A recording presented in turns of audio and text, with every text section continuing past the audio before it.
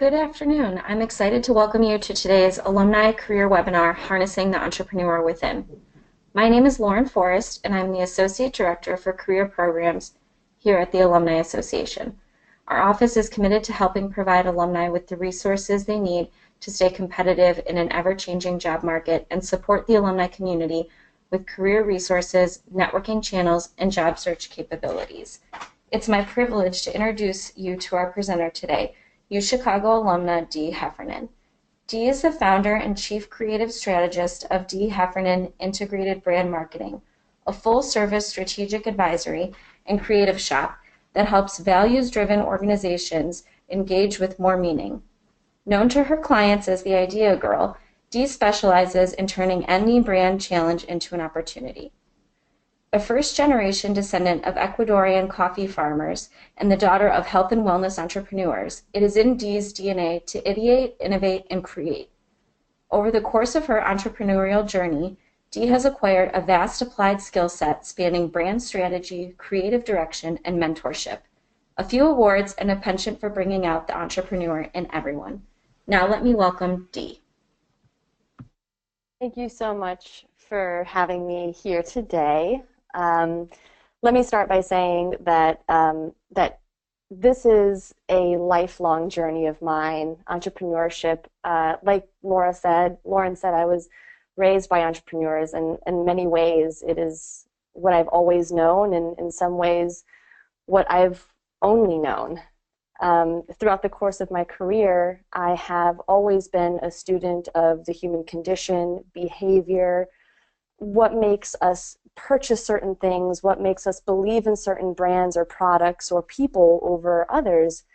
And I have to say that over the last couple of years, I've gone beyond advising my clients based on market research and what I, like anybody else, is exposed to in the media, and I have started to challenge myself to be in uncomfortable situations and to explore what it feels like to do some of the things that I often advise my clients to do, such as webinars, YouTube videos, these things that make us intensely uncomfortable, insecure, that raise all sorts of self-doubt that really doesn't need any excuse to come out. And it forces us to look at how we are presenting ourselves, whether that's in alignment with who we really are, and then learning through the difficulty of watching ourselves and taking in the lessons of failure and driving growth from that. So I'll tell you a little bit about my, oopsies, let me get in there, there we go. So this is a little slide share that I had my dad help me with. He is a contract manufacturer based in South Carolina. He and my mom started a skincare, lotions, hair care, that sort of thing, all natural formulation company back when I was just first born. So we're going on 35 years of that company being around. And you can see in the upper left-hand corner, that's me with the pink bow, and I just imagine I must be trying to get customers to come into the booth. And that's my story, I'm sticking to it. Who knows what I'm doing? I don't know who that little boy is, but I pretty much grew up on the trade show floor. And I didn't realize until much later in life that this was one of the most valuable experiences that I had as a young person, is seeing my parents not only come home from work every day and talk about their experiences at work, but actually be there with them while they were unpacking lotions, while they were stumbling through their pitches of the brand new product that they just came out with, while they were, what I didn't know, but struggling to market themselves and figure this life of an entrepreneur out. The upper right-hand corner picture is at another trade show. My dad not only was figuring out how to formulate skincare products naturally without chemical ingredients, but he was also emceeing bodybuilding contests. His parents, down below that picture, the bottom right-hand corner, my grandparents, owned a health food store while I was growing up. And so actually I was talking to my wife this morning about how I really can't walk into a health food store anymore without taking this giant deep breath and just wanting to hang out because the smell of bulk goods and the faint smell of supplements and everything else that is associated with natural health food stores. I swear if they could bottle that scent and market it, I would be a lifetime customer, because it was during such formative years that I was surrounded by entrepreneurs that it is essentially like another sibling. In fact, I've often talked about that, referenced my parents' company as the fourth sibling, as that other sibling that was always there at every kitchen table dinner, at every game, every vacation we went on, it was always there. And it is something that, on the one hand, I've always really valued about my childhood, but is also something that I've struggled with, because, as many of us know, whether we're entrepreneurs or not, but especially if we're entrepreneurs, it's very hard to turn that off. And so I feel like it is part of my life's journey to try and figure out how to achieve some kind of balance between the entrepreneur that is inside of me that I will have forever and ever and ever. I'm first and foremost an entrepreneur. It's how I think. And also the well-rounded, balanced person that I need to be in order to do good work and in order to feel fulfillment. And I believe that entrepreneurship is first and foremost a challenge of trying to find that balance. So that lower left-hand corner there, the woman that is de-feathering a chicken is my grandmother. She's from Ecuador. This is a trip that I took just after I graduated from high school with my mom and my grandmother, and this was the first time I had been in Ecuador. And growing up, my mother used to talk about how she used to bathe in the river. And these were always such fantastical, romanticized stories in my eyes of, you know, the time the porcupine made its way into their house, and everybody was, you know, running around in the middle of the night trying not to trip over a porcupine, or bathing in the river, seeing a snake go by, or watching sloths climb on trees. These were like, I mean, what a cool privilege to have those stories even in my life, let alone to eventually go and visit a country and see the town that she grew up in and realize that people are still bathing in rivers and that they are still raising their own chickens, and if they have guests over, they're going to slaughter one of those chickens and you're going to eat it right then and there. And what was really cool about this trip and this experience, juxtaposed with my upbringing in America with health food stores and trade shows, is that these are a different type of entrepreneur. My grandmother and my grandfather, they both came from farmer families. So this was a time when everybody in every one of your neighbors, you know, one person was making all of the bread for the community. The other person had another crop that they shared. Another person had meat. And they really did utilize every ounce of entrepreneurship that they had just by default of survival. And I think that there's something really beautiful and simple in that. And I'd like to merge that old country, this is how you can make a living. It doesn't have to be super complicated. You have to build relationships. And this new world sense of entrepreneurship where you really can scale your company to infinity and be and make anything you want. So let's take a look at the definition of entrepreneurship and how it has evolved over time. When I Googled entrepreneur, the Google definition, I think it drew from Merriam-Webster, says it's a person who organizes and operates a business or businesses, taking on greater than normal financial risks in order to do so.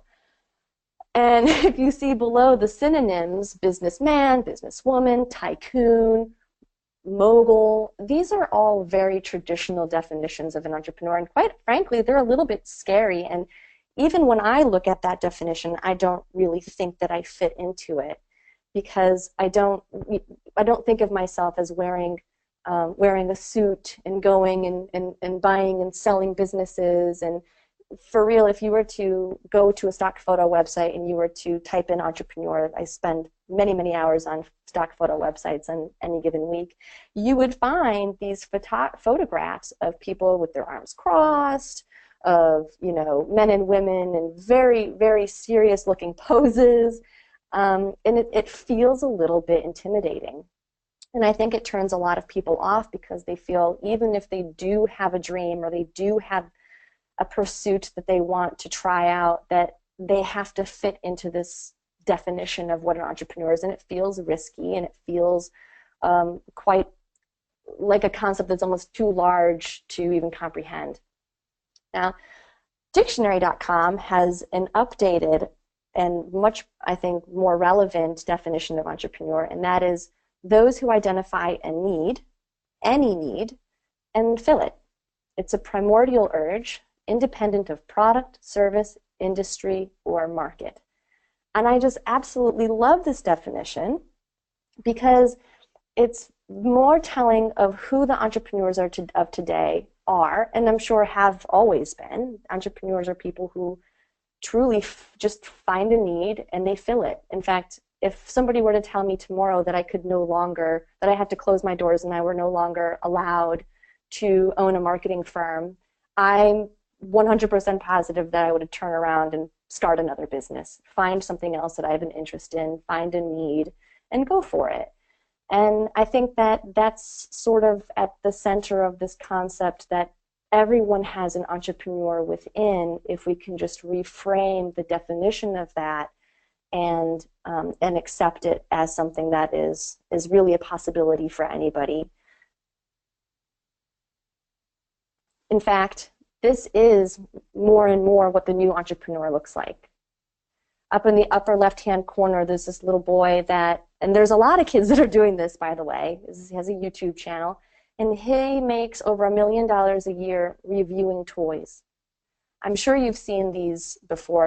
And my parents' company, they own a brand, a skincare brand, that every day gets inquiries from people who own YouTube channels, and they ask if they can review a product. They don't receive payment for it, but they do. These people have massive followings, so they get tons of free product, but they also get the endorsements from advertisers on YouTube and so many other perks that come with it. But it's a real business, and YouTube really is no longer a place where you go and just watch cute cat videos, although it certainly can be, and I'm sure those cats are making a lot of money off of that. Also, there's this little girl, Michaela Ulmer. You might have heard of her. She has Be Sweet Lemonade. She scored recently an $11 million deal with Whole Foods. And anybody who is in the natural food or health wellness supplement product industry knows that it's difficult to get into Whole Foods market. And Whole Foods has hundreds of stores, and back when I was working for my parents' company, I used to call on these stores. I used to call on the regional Whole Foods buyers and try to get our products into them and sell based on the integrity of the ingredients and what kind of market it could attract and how it's different than all the other products on the shelves. It's incredibly competitive. And these brilliant young little stars who have their own unique brand are killing it. These are the entrepreneurs. This little girl did not go to business school. She has not finished primary school, and she is killing it. And the last photo here is the cover of this week's Entrepreneur magazine issue. And the boy on the cover, the man on the cover, is a YouTube star as well. And he is now figuring out that his appeal on YouTube is perhaps limited. The timing of it for who his market is, which is mostly teenage girls, is limited. And so he's taking his money and he's reinvesting it in startups and products and brands that are not associated with his name. It's really cool stuff, and I really encourage everybody to, if you're thinking about what entrepreneurs of today look like and how people are using social media such as YouTube, Snapchat is another one, really just do a Google search for kids who are for new entrepreneur kid millionaires, and you'll find a lot of really inspiring and highly relevant stories. Another trend that is on the rise is intrapreneurship. That is people starting companies within organizations. 30% of large companies now provide seed funds to finance entrepreneurial efforts. There are more organizations hosting entrepreneurship contests. Amazon has a startup challenge, and if you win the challenge, you get money to start up that company. And 6.5% of entrepreneurs today are starting companies within organizations. So of all of the entrepreneurs out there, eking toward 10% are within organizations. 3M has what's called a bootlegging policy, and that is where you can take 15% of your month, I believe, or 15% of your time, and you can then come up with your own idea for whatever special project you want. And there are other companies that have spin-offs on that. So you can take a certain percentage of your time and come up with new service or product offerings for the company and pitch it and get rewarded for that. Facebook is known for their hackathons. So this is really on the rise, and what I'm really excited about is what that means for anybody who is even remotely thinking that they want something more out of their day-to-day. They want to feel a greater sense of fulfillment, purpose.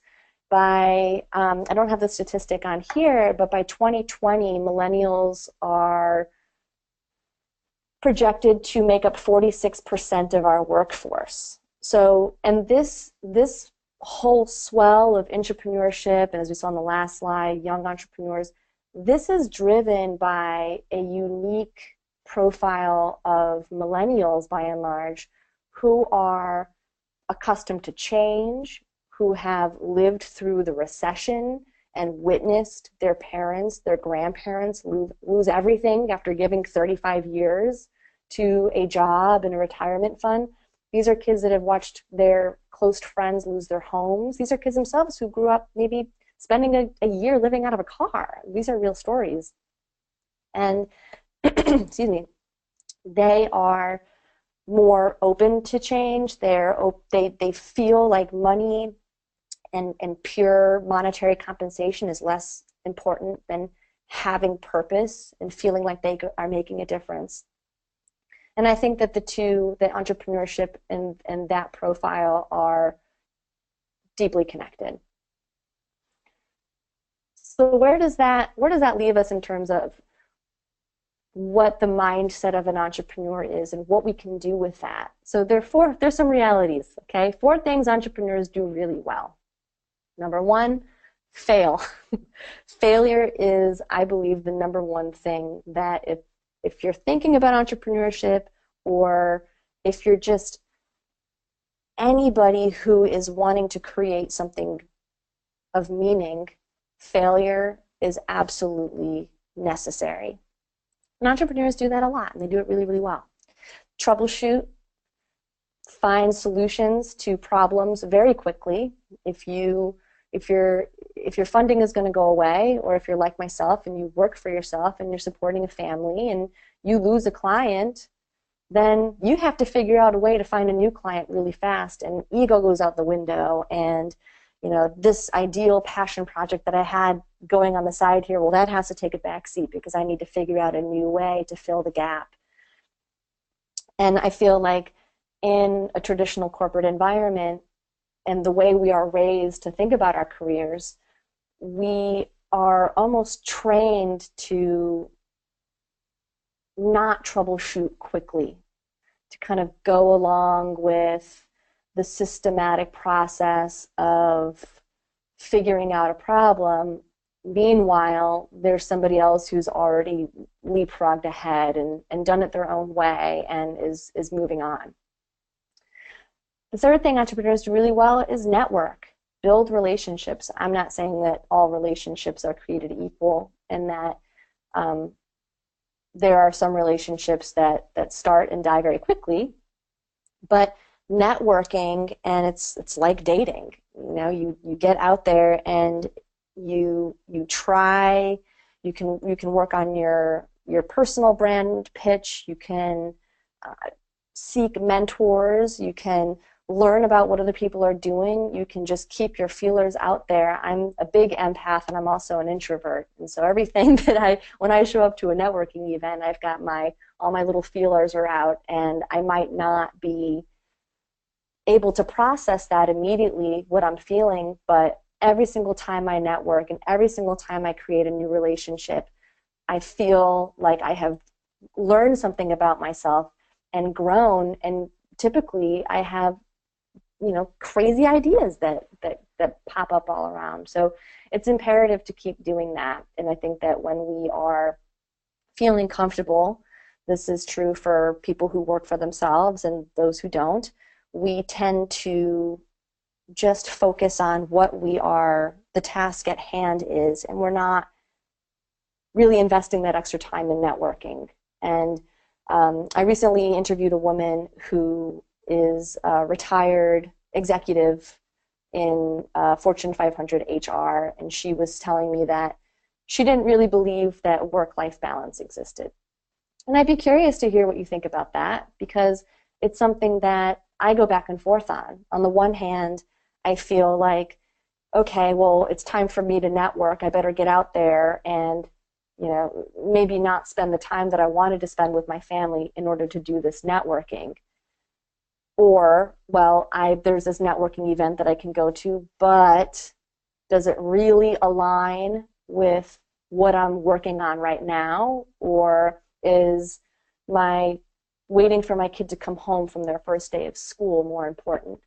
And I tend to believe that balance is achievable, but we really have to be extremely intentional about it. And these are this is one of two things that entrepreneurs struggle with: balance and organization. Having grown up in a family business that really took off right around the time when I was 12, 13, just before high school, went from going to the trade shows with my parents, and my parents started formulating from the basement of our home, so we saw them quite a bit. My mother is a skin esthetician by trade, so my father and she would formulate these skincare products, and then she would go and use them on her clients at her little spa. And it was like, we still saw our parents in the evenings and on weekends, and then when the business took off, so did they. And I absolutely don't regret that their success was able to pay for my education. I will 100% forever be grateful for that. And I truly believe in paying that forward for my children for the same reason that they did for me. But I feel like one of my charges in life now is to figure out how to be able to really fully immerse myself in my work while achieving a level of balance that's going to be good for me and my kids. And I think that comes down to getting better at the organizational part of it. That's one thing that corporations really help with, is defining that structure. What does your day look like? What does your month look like? What does your year look like? That entrepreneurs just don't really have to deal with. So taking charge is just a constant venture, and we get better at it, but you're never really always done with it.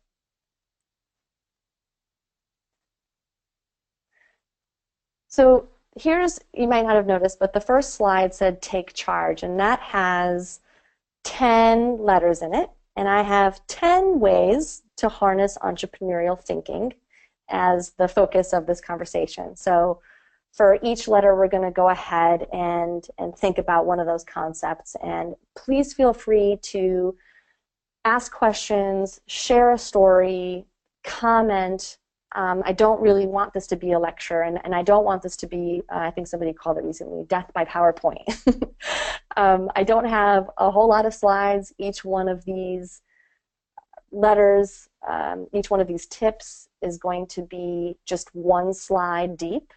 So we're going to talk about it, and then we're going to move on. And then at the end of this part of the presentation, I hope that we can chat a little bit and see where our conversations go. This is as much a learning process for me as it is for you. So please don't think that I want to be lecturing at you. That my intention is quite the opposite. So number one is take a chance. This is a constant struggle in entrepreneurship. It happens at the beginning where you decide you're going to go ahead and take a chance because you have an idea and you're going to go ahead and go for it. And you make a little bit of progress, maybe you make some contacts, maybe you even, get some sales. And then all of a sudden, the rug gets pulled out from underneath you and you regret ever having done that. For me recently, that has been happening with YouTube or video, I should say, not just YouTube. And it's been a real chance for me because clients will hire me to advise them on their branding strategy and ways to better present their brands in a way that is flattering, first and foremost, but also in alignment with what their culture and what their company really is like. And I feel that in order for me to really give the best type of advice for them, I have to put my money where my mouth is. And taking a chance on video means failing at delivering the right message. I could be failing miserably right now because this is also a chance I'm taking. But if you don't take that chance, then you don't receive the growth. And Gina Davis said it really well. And she's an amazing entrepreneur, actually. She runs the Gina Davis Institute for Gender in Media, which I would check out. And I could always, if you're interested, I could come up with a list of some of the organizations that I've cited in this talk and send it out to you guys, or have the Alumni Association send them out to you after this. She said, if you risk nothing, you risk everything. And I think that's pretty true.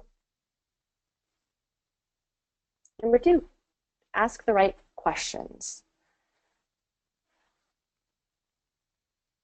I think that I took this as a photo taken by Annie Leibovitz, and this speaks to what every actor and actress experiences on the red carpet.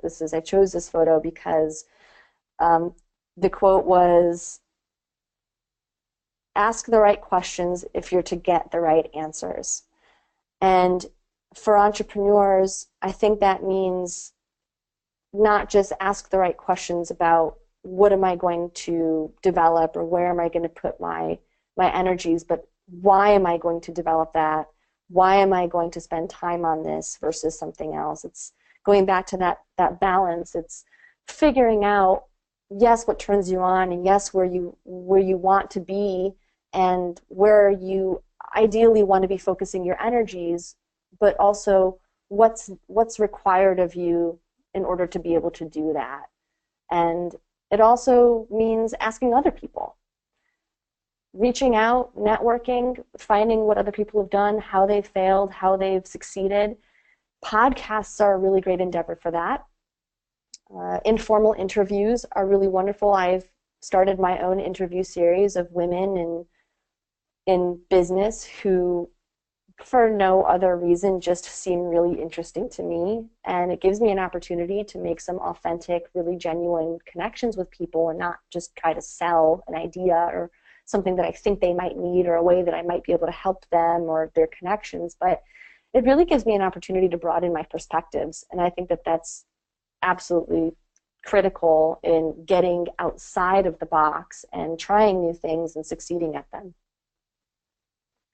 Number three, keep it real. I'm not sure if anybody here has heard of Awkwafina, but she is a rapper, a comedian, and an actress. She's completely blowing up right now. She's 28. She was just recently cast in the spin-off of Ocean's 8, which is an all-female cast, and it'll be her first debut on the silver screen, they're calling it. And she's basically on the rise. If you want, I put her name on there on the screen so that you can Google her and watch some of her videos, because she's incredible. The really cool thing about her is that she's a comedian, but she draws inspiration from dark places. And she cites Charles Bukowski as one of her early inspirations, who's one of the darkest poets that I've ever come across. And it's people like her that are saying, look, we're talented. Yes, we have all this raw ability and we are making money and we're doing other things beyond just our core competency. And we're also being really real about it. Now, she's photographed here with Margaret Cho. They've done some collaborating. And Margaret Cho is also a comedian, and she is an outspoken LGBT activist. She has also come out and talked about her history in sex work. And all of these things that both of these young ladies that they speak about and that they rap about and write about, they're really deeply personal. And I can imagine how difficult it is to essentially air your dirty laundry, air something about yourself that people might frown upon, that might turn somebody off and think that, you know, maybe they're not going to work with you, maybe they're not going to hire you for that movie, maybe you're not going to get the promotion because you're being too real. And I believe, and there are so many examples of women and people who are doing this, that if you can keep it real, you can kill it. Embrace the haters. They're from country to pop star, from boycotting Spotify to, you know, releasing her album exactly the way she wants to do it on iTunes. There's really no greater example of going with your gut than Taylor Swift. And if she wanted to go back to country music, she probably could. She has leveraged social media. She has probably not listened very well to what any of the executives up high have told her. She has 100% gone with her gut and done exactly what she wanted to do, knowing that there's going to be haters. In fact, if you're doing something right, you should expect the haters. If there's nobody telling you that they disagree with you, that they think your idea is wrong, that they think your way of putting it out there is bad, then you're onto something right. And I believe that for individuals to do that, and also for corporations to do that, is starting to pay off, and it's going to pay off big time, because with social media and the way everything turns over so quickly, these are the people that are going to stand out and essentially be the new millionaires and billionaires of our generation. Celebrate change. Love her, hate her. You can't avoid the fact that she has truly celebrated her own change. And change is, you know, whatever that means for you. It could mean going to that networking meeting that you feel butterflies about and you just don't think it's for you. Or it could mean changing your brand. It could mean taking something that has been working for 30 years and trying something different. Change is going to be inevitable. Change can be gradual or it can be sudden. But the sooner we embrace that, the sooner we can overcome our biggest challenges.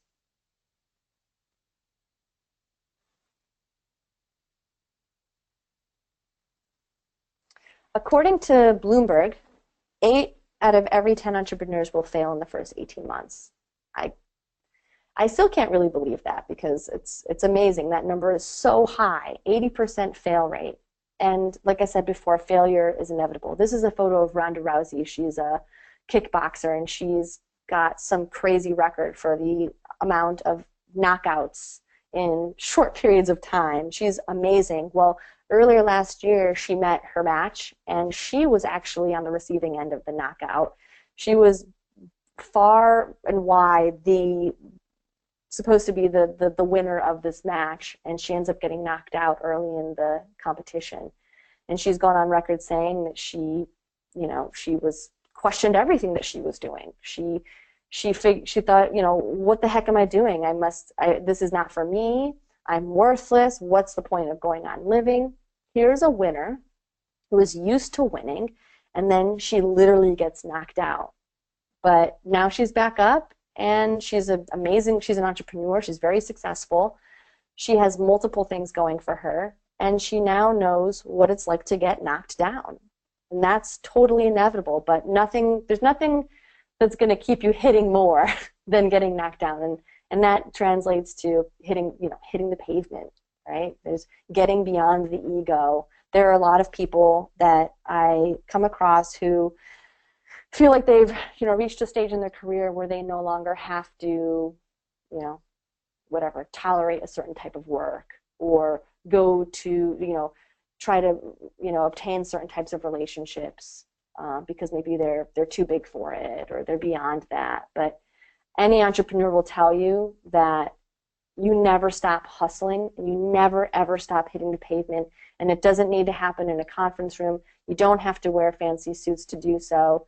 But you do have to keep swinging, and you do have to hit it. You can't just tap it. You have to go after it all the way. Allow imperfection. Alicia Keys has recently been at the forefront of this movement. The hashtag is no makeup.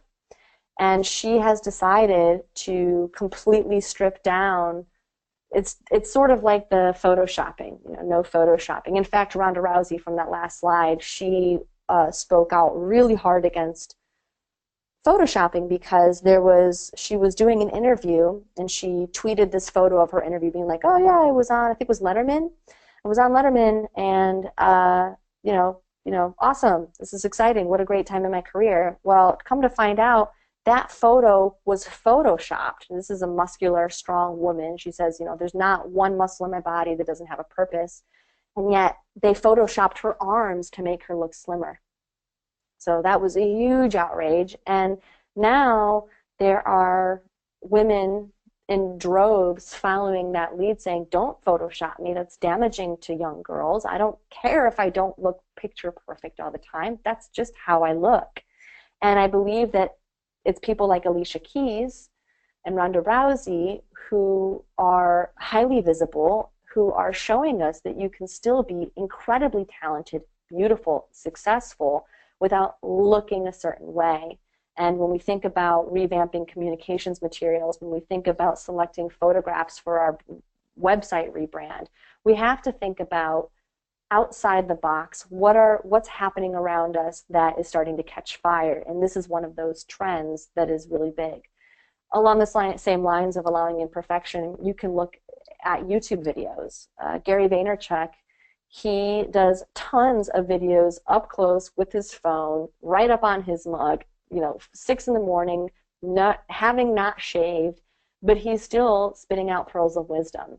And this is, again, the new look of the entrepreneur. So if one of those fears is that you have to be perfect, or you have to look perfect, you have to sound perfect, that's all going out the window. R, number 8, remember why. So these are my kids. This was taken in my office. My little ones, this was a press sheet that I had for a communications piece for one of my clients, and they came in and they started drawing on it, and this is the kind of thing that I just, I love, and I want to keep safe, and I want their experience, their memories of these times coming to my office and, quote unquote, helping me. I want these times for them to be as cherished as my memories growing up in my parents' offices were for me. And that means doing things, it seems counterintuitive, but doing the things that make me feel uncomfortable, that charge my emotions, that make me feel fear, that make me feel doubt, that make me feel like an imposter, doing all these things that it's really easy to try to shut down or try to shut out by simply avoiding the things that are uncomfortable. And that is my why, is setting an example for them and being of a sounder and healthier frame of mind myself, so that the pressure that I'm putting on to be perfect or to always be successful, whatever that means, is not transferred onto them and impacting the way they're going to view themselves someday. So remember your why and keep it close. You don't change the world overnight. I have heard this over and over and over again. My grandmother, I was just talking to her on the phone, and she was telling me that, well, Dee, Rome wasn't built in a day. And it stings a little bit to hear that because it seems so cliche, but it's so true. Anybody who has huge Twitter followers or huge blog subscribers, anybody who's in any sort of position of significance or success or power, it took them a lot of time to get there. So nobody starts out perfect, and to think that that's how it is foolish. And I think that it's reminding yourself that is a constant effort. I have to remind myself every day when I see 23, 24, 25-year-olds becoming CEOs of these startup companies in Silicon Valley, and I think, I wonder if I was in Silicon Valley 10 years ago, if that would be me, and I would be, pulling in 20 million a year. And I have to stop myself because that wasn't my journey. We can't compare our journeys to everybody else's journey. My journey was to start a family. And because, quite frankly, my kids balance me out. I don't think I would be anywhere near as successful as I have been if it weren't for them. And so, the trajectory of my success, or what I deem success, is different and has a different time frame, and that's okay. And that's important. And that's a mindset that entrepreneurs will harness when they are feeling burnt out. Lastly, evolve. There is no one who has done the evolution of style and hair and business better than Oprah Winfrey. And this is true for your personal brand. This is true for your corporate brand. You have to be open to evolving. No one stays still. Change happens regardless of whether you're trying to make it or not. Trends change, styles change, and you have to try to make an effort to stay relevant. And so when I work with companies on rebrands or communications revamps, we use the language of evolution. This is not tearing down walls and starting over from scratch. This is taking the history of the company, taking the truth of the culture and where it is right now. It's not perfect, it never will be, and evolving it to be to a place where it is more relevant to our culture and to the people that matter most, and that is the employees, that is the main stakeholders of the organization. And if the organization is doing something really good for this world, that means it's the public, it's humans. So constantly evolving and allowing yourself to look back at those times when you had really bad hair and laugh at it and then move on is just a critical piece of allowing that growth to happen in your entrepreneurial journey.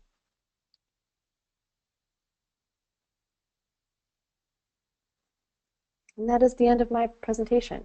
I would love to know if there were any questions or any comments or thoughts that bubbled up while I was going through that. Hey Dee, thank you. This is Lauren with the Alumni Association. Again, if anyone has questions, please feel free to enter them into the chat box. We did receive a couple, so I'll start reading them off. One was, I'm an investor or an inventor that wants to license my product ideas, but I stumble, sorry, I'm reading them from like the most minute box ever, but I stumble reaching out to big companies. How do I find out who to call? How do I know when I'm ready? And I'm terrible at networking. Okay. Well, I think that the last point, the first thing, terrible at networking, I think it's how we define it for ourselves. I know that networking makes most people cringe just to think about that word, because you imagine, standing around staring at each other awkwardly and then trying to come up with things to talk about and not trying to sound too salesy or too pitchy. And I think that the way I would approach that is to do some research. Google is amazing. LinkedIn is really great for finding out who are decision makers within organizations. There are tons of resources on how to leverage LinkedIn to essentially hop from one connection to the next. One thing that I do, and I found LinkedIn to be really accessible in this way is I will do some research and I'll find out who some key decision makers are with the company that I want to connect with. And then I'll invite them to connect. And a lot of times, maybe nothing comes back, but a lot of times they'll just go ahead and accept my invitation, which is kind of an open door to say something. And what I found lately is rather than just say, I have a product I'm looking to pitch, I come in really, really authentically, really with humility and with just the rawness of where you are. Like, hey, I'm an inventor. This is something that I'm working on. I'm really interested in getting perspectives from people who have been there and done that. I'm curious if you would be open to talking with me, or if you know of someone or of an organization where I could find more resources. And I think giving other people an out so that they don't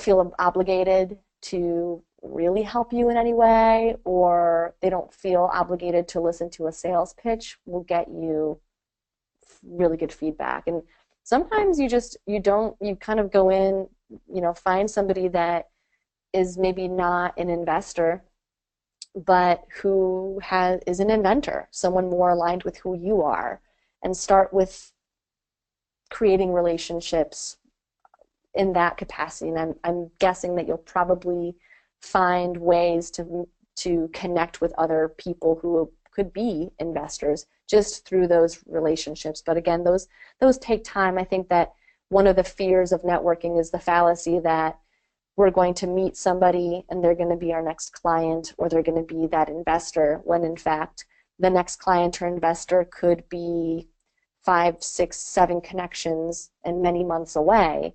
So that really says you have to start immediately networking, and then eventually you will find yourself having that more that conversation about that you're really trying to get to.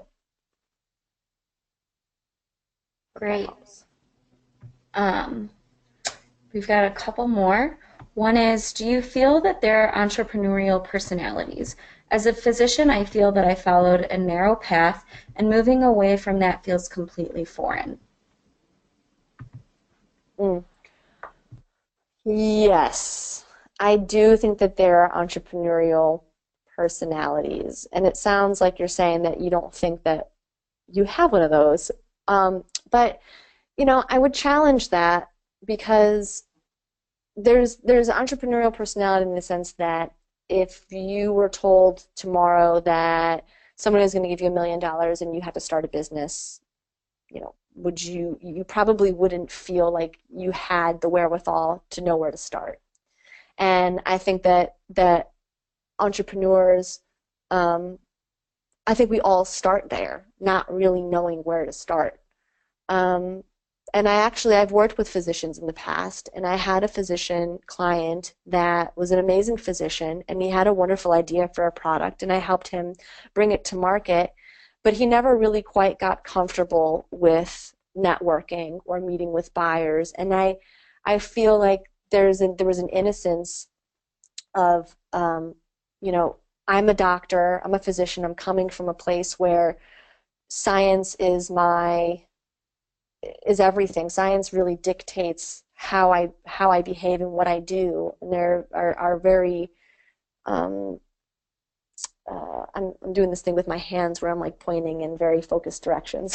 So there are finite ways to approach different problems, and there are very clear solutions to my questions, potentially, and of course unless they're wrong or they're just these big questions. But I think that entrepreneurship, I think it is within everyone, and you almost have to think, if I didn't have anything and I didn't have my degree and I had to pay some bills, what would I do? And just coming up with an idea of what would I do and how would I sell it, that is entrepreneurship. And I think that if we can just distill it down to something as basic and simple as that, then we can maybe get over that presumption that it's not us or it's not for me. But then again, I've always been an entrepreneur, so I feel like I've always had a lot of security in knowing that if the ground were to fall out from beneath me, I'd be okay. but I also think that that's just a way of thinking that I was trained to have. My parents were always like that. They always taught us that whatever you wanted to do, you could do. And if pushed against the wall, you have to find a way to troubleshoot your way out. So I think that I honestly believe that it's a learned way of thinking. So yeah, I think that there are certain entrepreneurial people, but I think that a lot of the time it's a nurture versus nature. Awesome. Next question is, as an idea evolves, what gives you confidence to set out to pursue it? A sense of feasibility, a network that already exists, a background of experience in the area. Obviously, a lot of learning happens on the way, but at what point do you feel like you have enough definition in your idea to move forward with it? That's a really great question. That's a great question. So certain ideas that I have are born out of necessity. For instance, there have been times in my career where I knew that I needed a certain type of stream of income in order to relax, in order to feel like the wolves were at bay. And that necessity, that fear, that if I don't figure something out, I'm not, that's it. There's no way to fail. I can't possibly fail. It's not possible. I will often default on what I know is easiest for me to do. So for me, some of the easiest things to do are churn out logos and correct. I can take a look at a company's brand ecosystem, all of the different touch points that they have, and I can, in a glance, assess what's out of alignment and what needs to be fixed.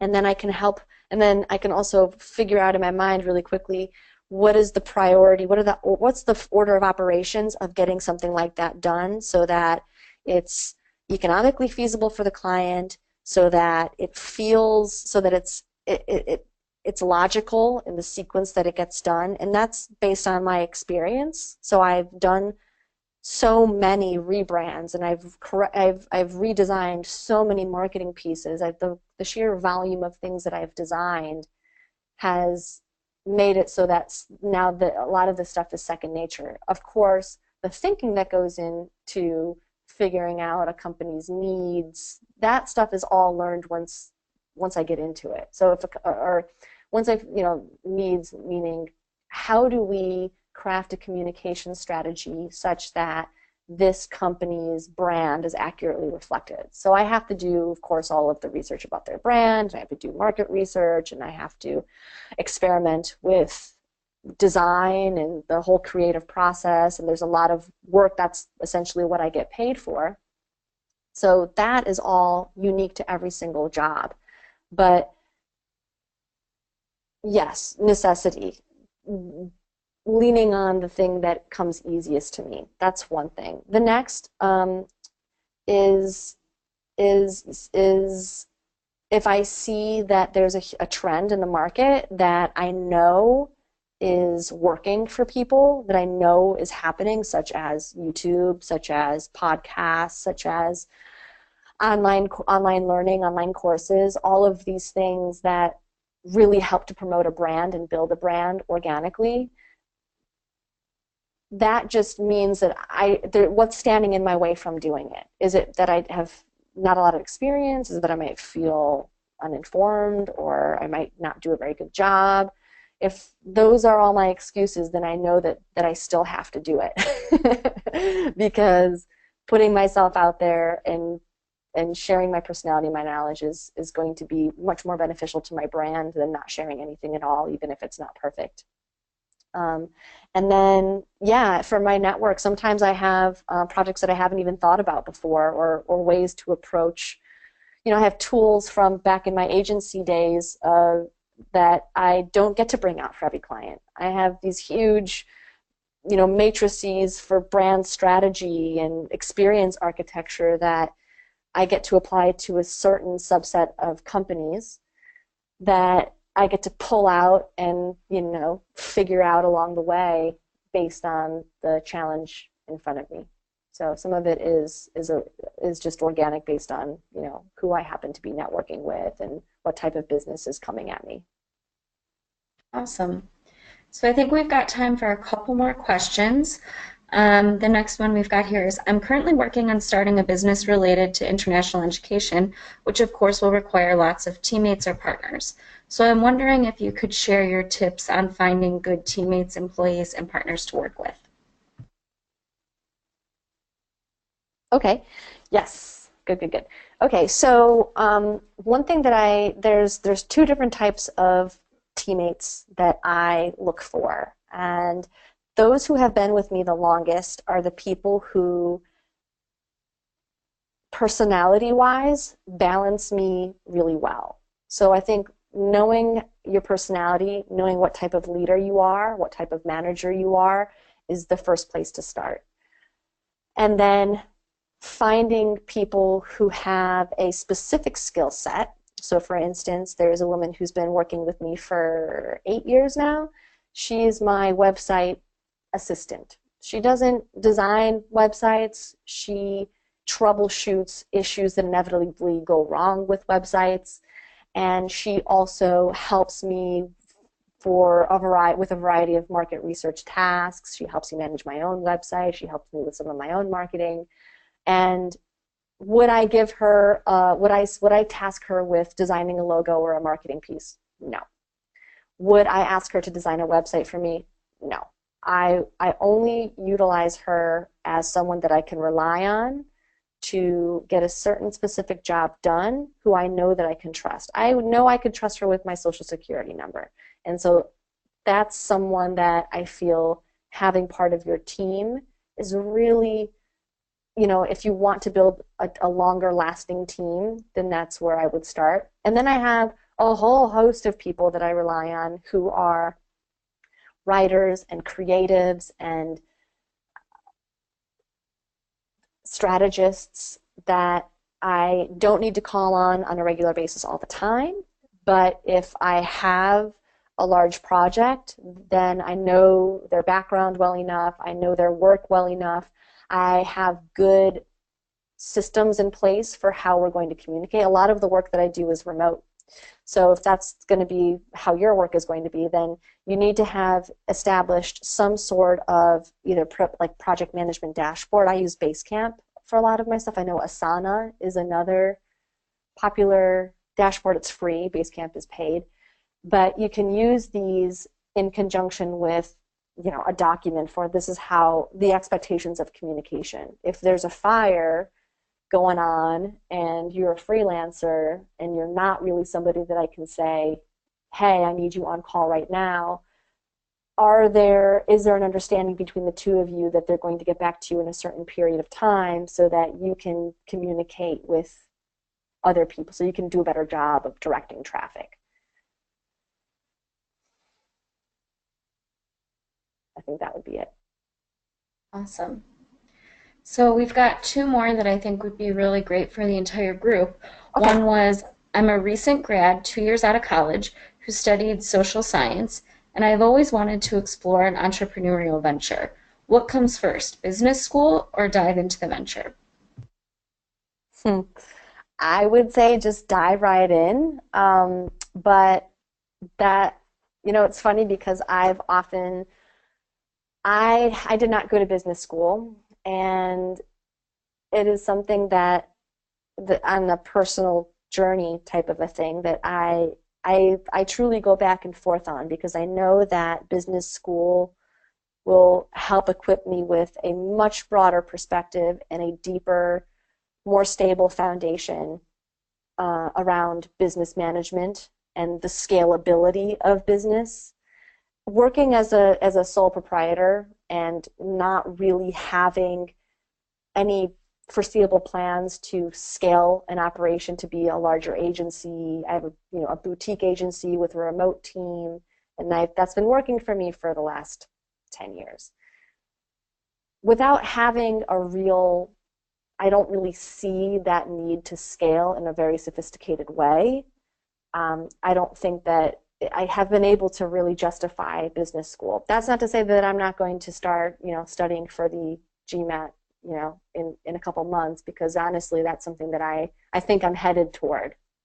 But to your question, right out of school, I think that if you have an idea and you want to start testing it out, you should just do so immediately, because you're not really going to lose anything by learning on your own. In fact, I think that once you do hit graduate school, you will have some context to apply all those theoretical learnings and case studies to. You'll be able to actually apply those to something.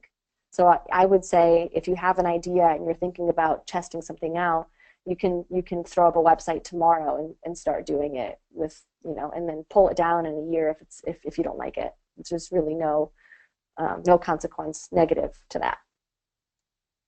Awesome. And for our last question, what are your preferred professional information sources to stay current and updated on topics related to entrepreneurship?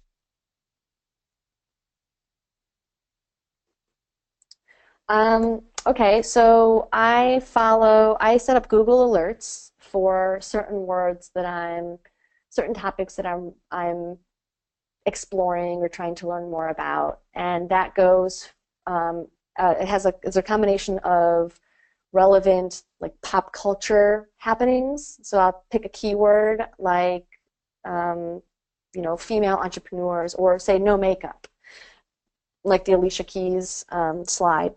No makeup, hashtag no makeup, and it'll deliver to me every day a digest of all of the different articles in the web that have that hashtag or that keyword.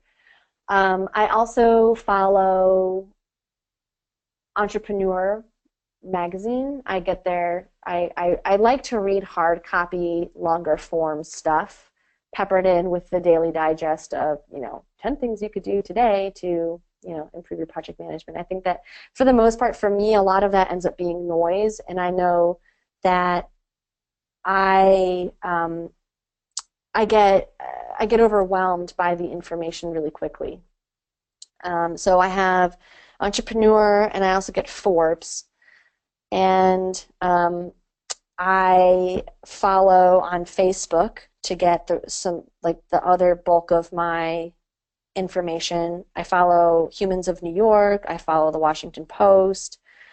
Just anything related to, for me, as you notice, the theme in my slides is all amazing women. So for me, I'm really hell-bent on empowering women, and I love everything that has to do with that. So I'm consuming it daily to inform my own thoughts and what I'm going to work on and how I'm going to, have conversations with people about these things.